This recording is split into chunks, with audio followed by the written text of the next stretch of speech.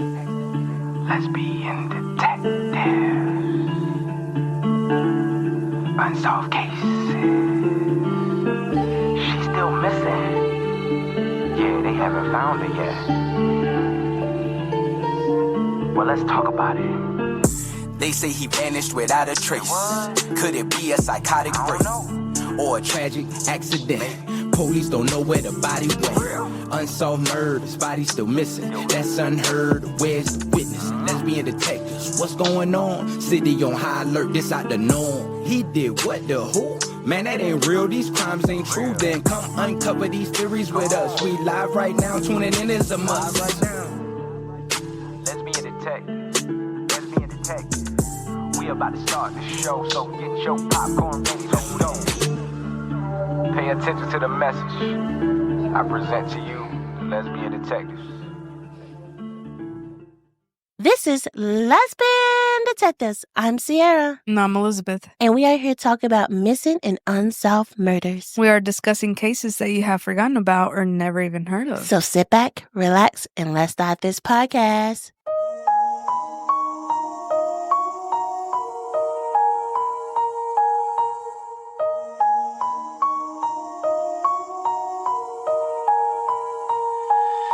Guys, we are back with another case. And this one, I feel like I am getting outside of my box a little bit. I did a serial killer, and now I'm doing something a little bit more different. Okay. I'm like, gotta pat myself on the back. I mean, I feel like starting true crime, you learn so much. And you also learn, like, what really gets your blood racing. And I think I found some cases that really get my blood racing. Mine is my anxiety. What makes your anxiety go haywire? True crime. What kind of true crime? That's what the All point. crime. Okay. Is it the kids or? It's the danger. Okay. Let's get into the case. And to let you know, I'm still sick. I thought I got better. Then my daughter got sick. And then I got sick. So here's my sick voice on this episode. I feel like we have got sick a couple times. It's the beauty that comes with kids. Right. We had COVID, the flu. I don't even know what this one is. Kids are gross. Very. Now let's get into the episode. In the summer of 1960, a small child vanished without a trace in a quiet town. One moment she was playing outside, and the next she was gone, abducted in broad daylight by two strangers in a green car. Despite frenzied searches and the mystery of her family, no clues emerged. Her disappearance left the town shaken, but the case soon grew cold. Months passed and the search stalled. Then, on a extremely hot summer day, the desert whispered a secret. A group of boys exploring the remote wilderness of Arizona stumbled upon a child's remains, buried beneath the harsh sun.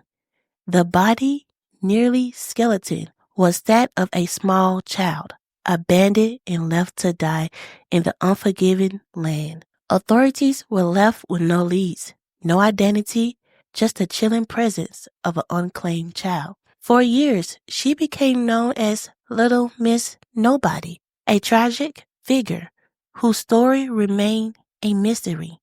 Her identity remained hidden as investigators scanned old missing people report. But nothing matched. The case seemed hopeless, and the girl in the desert was forgotten by all but few.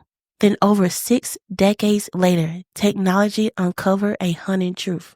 The child found in the desert was not unknown. She was the same child who had been snatched away in 1960. But the question only deepened. How had she ended up so far from home? Who had taken her? And why had they left her in the desert? Though the truth of her identity was revealed, the mystery surrounding her adoption and death remains. The shadow of the past still held tight to its secrets, and the killer, elusive and cold, has never been found. The desert had kept its silence. But for how much longer? This is the case of Little Miss Nobody. The dreadful heat of the Arizona desert is hard, scorching as far as the eyes can see. The landscape is dreadful. Its dirt crack dry under the weight of the sun. By July the 31st, 1960, the desert had been scorching by weeks of dry, brutal heat. The earth, cracking and unforgiving, held more than just dirt and sand. It was hiding a secret, one that remained buried for over 6 decades. Wow. On that fateful day, 2 young boys, aged 12 and 13, ventured into the desert, hoping to explore, to find some small treasures in the wild of the Arizona land. They had been out there before, climbing the ridge, poking through the scrubs and cactus, chasing after lizards and small creatures. But this time, what they found was far beyond their imaginations. As they wandered along the ravine, their footsteps faltered when they saw what lay before their eyes, a small figure. At first they thought it was a discarded bundle, something left behind. But as they approached, they saw more clearly. It wasn't just an object. It was a child body, twisted and skeleton, half buried beneath a sun-bleached dirt, no older than 3 to 6 years old. Her fragile frame crushed beneath the weight of the desert heat. The boys, frozen. Their young mind couldn't process what they just saw. They ran back toward the nearest road, breathless, to tell an adult. The authorities were quickly notified, and soon the sheriff department arrived on the scene. But investigators began, the chilling reality became clear. The child's identity was a mystery. The body was so badly decomposed that it was impossible to determine how long she'd been there or what had caused her death. But the signs was clear. She had been abandoned. The child was alone, left to die in the unforgiving deserts, miles from any town or home. The first thing the authority had noticed was the clothes she wore. Nothing particularly unique, but enough to tell them she was likely not a local child. Her clothes didn't match the style of the nearby residents. She was dressed in a checkered blouse, faded from exposure to the sun, a color barely visible, but still enough to hit a pattern. The fabric was thin, worn down by the elements, suggesting she had been exposed to the scorching heat for some time. The blouse, once perhaps neat and vibrant, now hung loose on her small frame, thin and frame around the edges. Her tailor shorts was simple cotton fabric, likely once bright in color, but now dull from the age and the relentless desert sun. They were worn out, and the fabric at the edges, the hem barely intact, as if they had been through both rough use and unforgiving forces of nature. And on her feet, sandals, once practical for a child exploring a sunny world, were now scratched, the scrap torn in places, with one sandal almost completely detached from her foot. The sandal, no longer used for protection, seemed to tell a story of a long, painful journey she had endured before her final resting place in the desert. Her outfit was once simple and innocuous, now became a ghostly symbol of her tragic fate. It was as if she'd been abandoned in these very clothes, her innocence left behind in the parched landscape, a reminder that this little girl was just a child, not meant to die in such a desolated and unfeeling place. The clothes were the only connection the authorities had to this lost soul, but they provide no answers, no clues about who she was or where she came from. Her outfit, a ghostly trace of a life once lived. As investigators examined the body, they saw no signs of immediate trauma, no wounds from an attack, no obvious injury to indicate foul play. There is no sign that she'd been forced in the desert, as if she'd been left there intentionally, the victim of a cold, calculated act. Still, there was no clue to her identity. Her face was not immediately recognizable, and no missing child reports from a nearby area matched her description. She was a complete mystery, someone who vanished without a trace. With no one to claim her, no sign of a family, the girl became known as Little Miss Nobody. The authorities, though desperate, were stumped. They scoured the area, but no evidence emerged. There were no missing children in the area, and no one knew who she could be. Her name, her story were lost to time, and the case grew cold. Little Miss Nobody became the name of the haunted town of Congress, Arizona, but few could remember the details beyond the headlines of 1960. Over the years, the case faded into limbo. Little Miss Nobody, as she'd been called, became a forgotten tragedy. Life went on for the people in Congress, Arizona. The case was tucked away in old files, the photograph of the child clothing yellowing with age. Her face, which had once haunted the small headlines, slowly faded from memory, and the world moved on. The question of who she was, who abandoned her, and why remains unanswered. As the years turned to decades, no leads surfaced. The cold desert with wind whispered across the unforgotten landscape, and the small grave of Little Miss Nobody was buried deeper in the sand of time. The desert seemed to hold its secrets, as though guarding them fiercely against who might seek the truth. And yet, a part of the mystery never let go. In the back of the minds of those who still remember, the question lingered. Who was she? And most fearful, who had taken her life? In the year 2022, 62 years later, the case of Little Miss Nobody began to stir again, this time with the power of technology.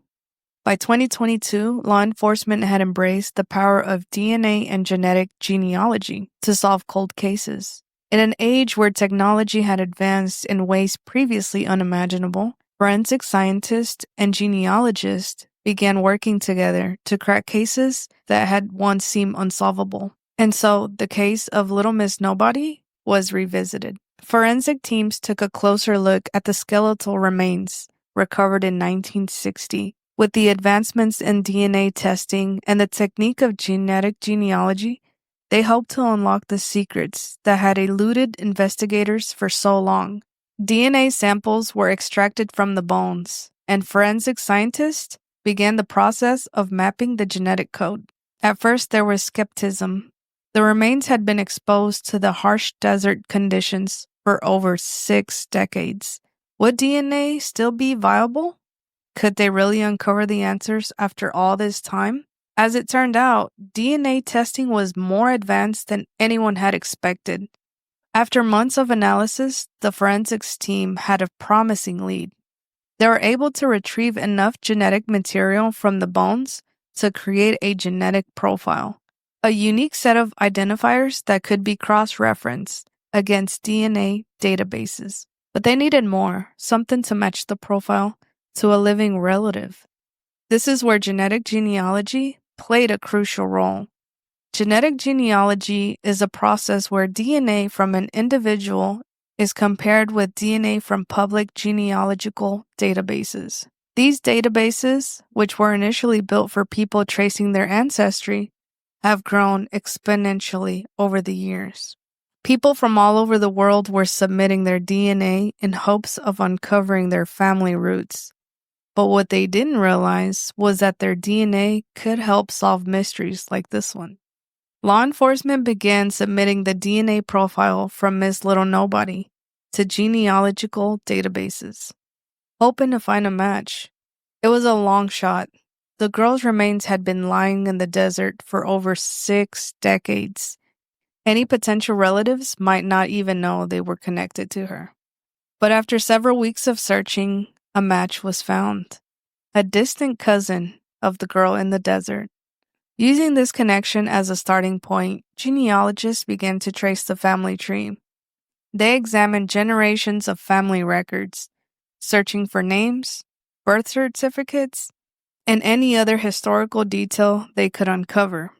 They worked tirelessly, building connections and narrowing down the possibilities. And then, after months of research, the unthinkable happened. They found a family member whose DNA closely matched the genetic profile of the girl in the desert. a girl named Sharon Lee Gallegos, a 4-year-old girl who had been abducted from her home in Alamogordo, New Mexico, just 10 days before her body was discovered in the Arizona desert. The news sent shockwaves through the town of Alamogordo, New Mexico. The case of Sharon Lee Gallegos, a missing child who had been abducted in broad daylight in July of 1960, had remained unsolved for over 6 decades, but now, the power of genetic genealogy, her identity was finally revealed. The summer of 1960 was supposed to be filled with warm evenings and the sounds of children playing in the streets. But on July the 21st, 1960, everything changed for one young family. Sharon Lee Gallegos, a bright and curious 4-year-old, would become one of the country's most tragic mysteries. A missing child whose story would remain unsolved over 6 decades. Sharon was playing outside her home on that fateful summer day. It was a typical afternoon, with her parents focused on household chores, not suspecting that their world was about to be torn apart. Sharon had been playing near the street when, without warning, she was abducted. Witnesses reported seeing a man and a woman in a green car pull up to the curb where Sharon was playing. Before anyone could react, the couple grabbed Sharon, forced her into the vehicle, and sped off. Her family's frantic calls to the police quickly turned into an all-out search. The community of Alamogordo, along with the local law enforcement, launched an immediate effort to find Sharon. Her parents, especially her mother, were devastated by the sudden disappearance of their child. They couldn't fathom what happened. Sharon's bright eyes, dark brown hair, and a curious smile were now gone, stolen by 2 unknown strangers in a green car, vanishing without a trace. At the time, the town and surrounding areas were shocked. Children didn't just vanish like this. It was as if the earth had swallowed her whole. Search parties scoured the surrounding desert, towns, and nearby areas, hoping to catch a glimpse of Sharon, but there were no sightings of the child and no leads emerged. While the search for Sharon intensified, the case quickly grew cold. Police and the community's best efforts yielded no concrete answers. Weeks turned into months, and the absence of any solid clues led to the eventually fading of Sharon's case from the forefronts of the town's concerns. Sharon's parents were devastated by the loss of their little girl, had never given up hope that one day she would be found. But the discovery of her remains brought a bittersweet kind of closure. Sharon's name had finally been uncovered, but the circumstances of her death remained shrouded in darkness. While the discovery of Sharon Lee Gallegos' identity solved one part of the puzzle, it opened many more questions. How did she end up in Arizona? Why was she found so far from her home? Had she been kept alive after being taken? Or had she been abandoned immediately after her kidnapping? But perhaps the most haunting question of all remained.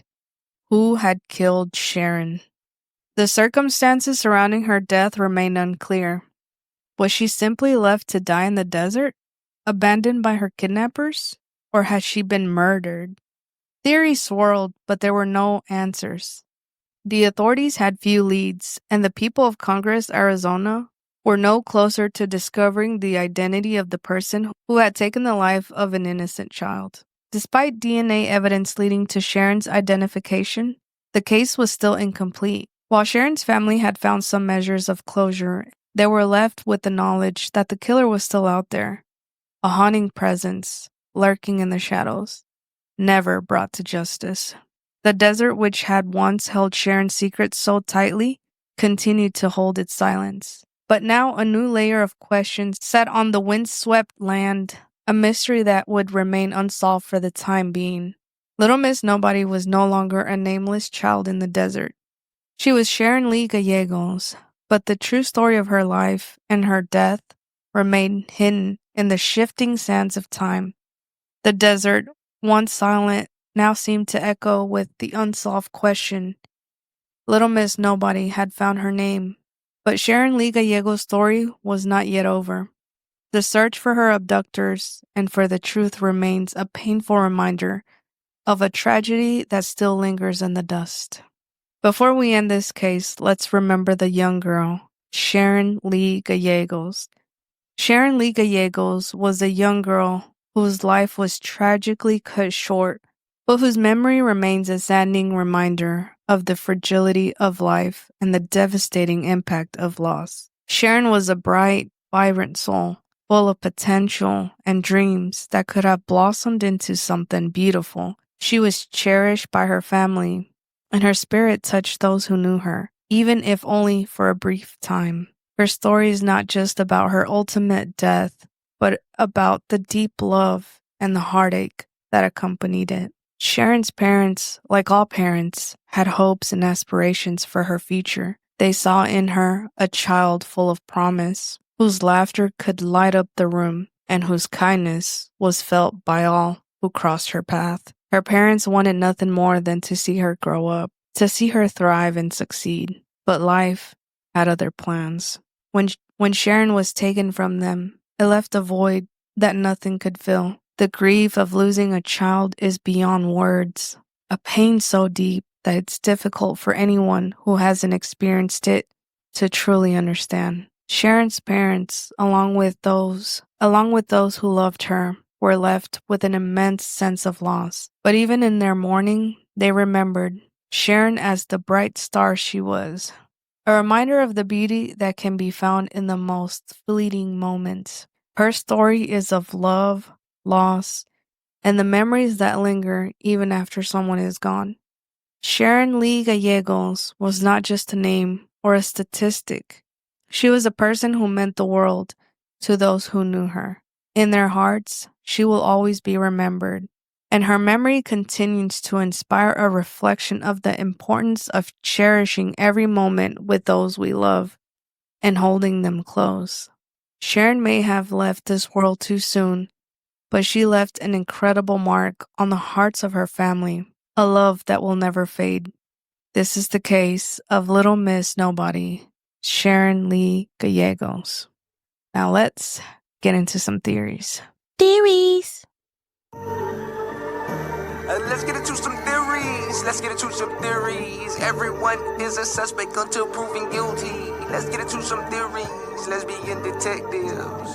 What type of thoughts you thinking? What theories running through your mind? I'm thinking all types of suspicion. Uncover the truth, what we can find. Witness say they saw somebody creeping out the back door. What you think they did it for? That's so crazy, I'm not sure. They found a car, where could she be? Here go another puzzle piece. Researching through your history. It's plenty unsolved mysteries. Everyone is a suspect until proven guilty. Let's get into some theories, yeah. Let's get into some theories. Let's get into some theories. Everyone is a suspect until proven guilty. Let's get into some theories. Lesbian Detectives. You or me? Good. This one is hard because, at least they figure out her name. And I'm gonna be honest, I hate they call her Little Miss Nobody. That name sucked. Really sucked.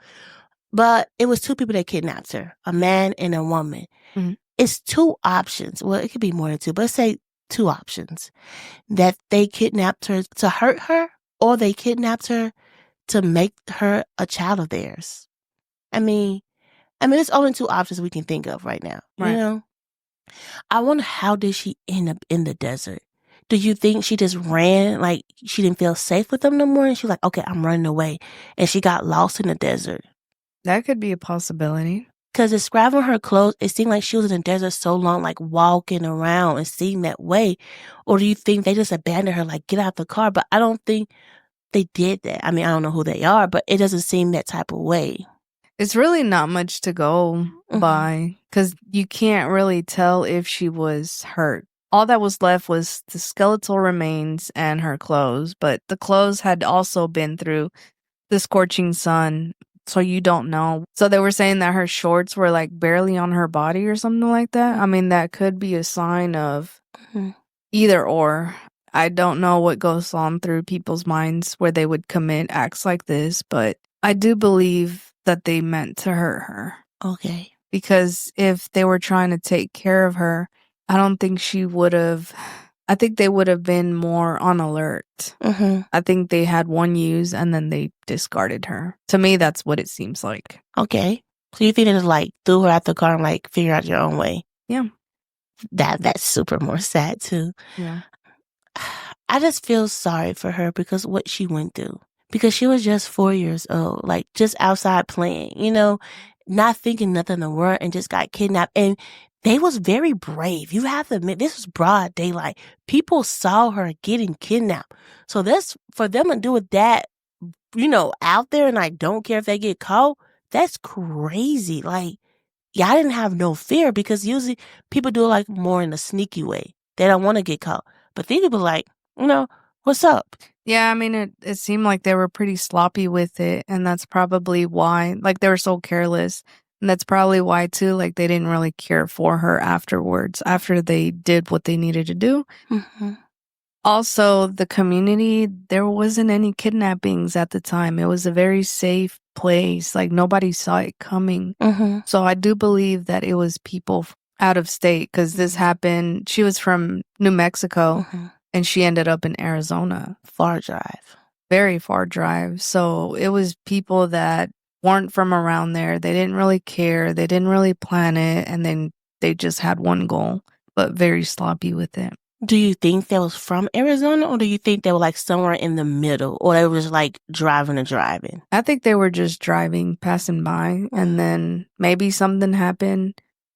It could have been, too, that, like, she was fighting for her little life, and then maybe they hit her too hard one time, and that's all it took. Yeah, I wonder because technology is better if somebody, I know I watch a lot of shows, but I'm into Bones now. If anybody watch Bones, you understand, like, they look at bodies that's been in the ground for a long time. They really, like, dissect it and stuff like that. I wonder if we can get her body more, detailed looking, a more person that's more experienced in those type of bones to look at what might have happened to her. I think that will also give like the police more of a timeline or something like that. See if she was taken care of or see if she wasn't, that's a possibility. That's far-stretched for me. I mean, it's a possibility. I mean, think about this. What they had technology in the 60s and what we have now is totally different. I understand. So it's a possibility. I don't know how much a bone can tell you. Bones tell secrets and stories. I haven't watched that show clearly, but I mean, it could happen. I just don't know. I mean, yeah. I mean, they were digging up bones like in where the Native Americans' lands was and telling their stories. So, never know.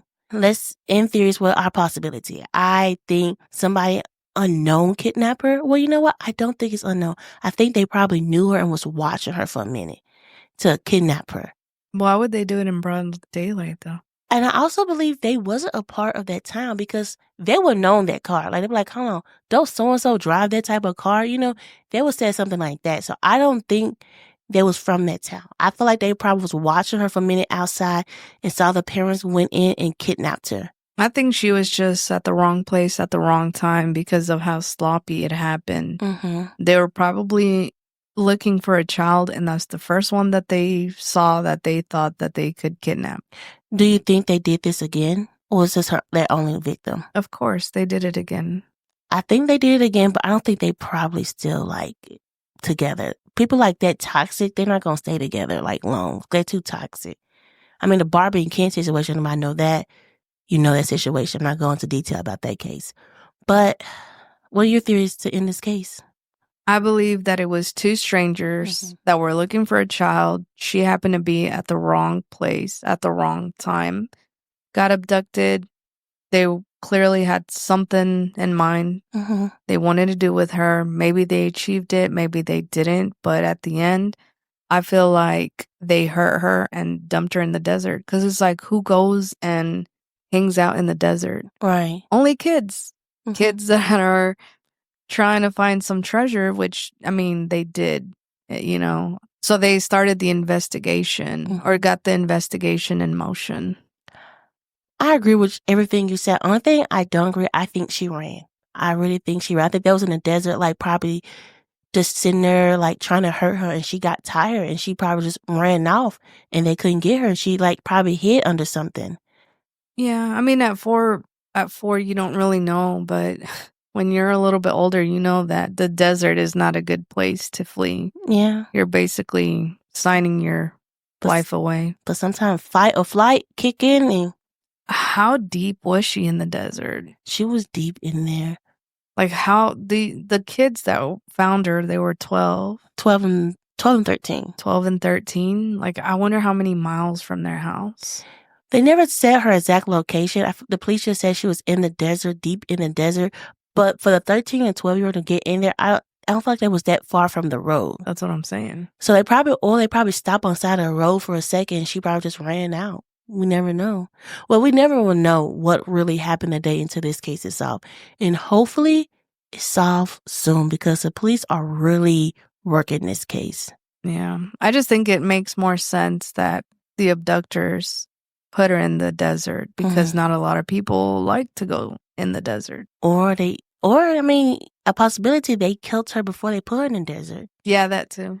Probably something happened on their road trip. Because I'm calling it a road trip because they was driving far. They probably were trying to take her somewhere and something happened in a motel or hotel. And they were like, okay, we got to get this body away from us, and threw her in the desert. Yeah. That's another possibility. It's always different possibilities. We never know until the case is solved. And this case right here is solvable. We see the police working their butt off. I feel like technology probably is the way to solve this. I wish she had some type of DNA that was left on the body, on the clothes, or something that they could re-look at. I just wish like somebody who's like very good at this, like technology-wise, looking at bones or old clothes, can just take a look at this case. I feel like it's somebody out there. I feel like this world is so many smart and intelligent people. Like, you never know. There's always a chance. And let's be honest. For the police to use people's DNA to solve this case, I gave my DNA to like Ancestry and 23andMe. My DNA probably helped us solve a case. We never know. Or it might land you in jail. You never know. You know what? Can I get my DNA back? This is our case, guys. Tell me, what do you think? And do you guys agree? I'm going to put this as a poll.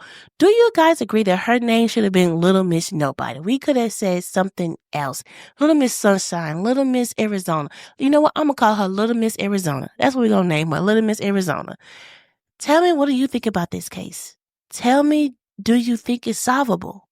Get in his comments, inbox me. Let me know what you think. We're on all social medias. We're on Rando, TikTok, Facebook, Instagram. Guys, I am getting us out there.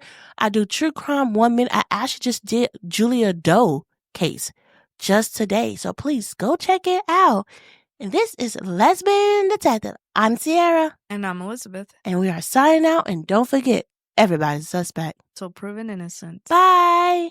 Lesbian Detectives.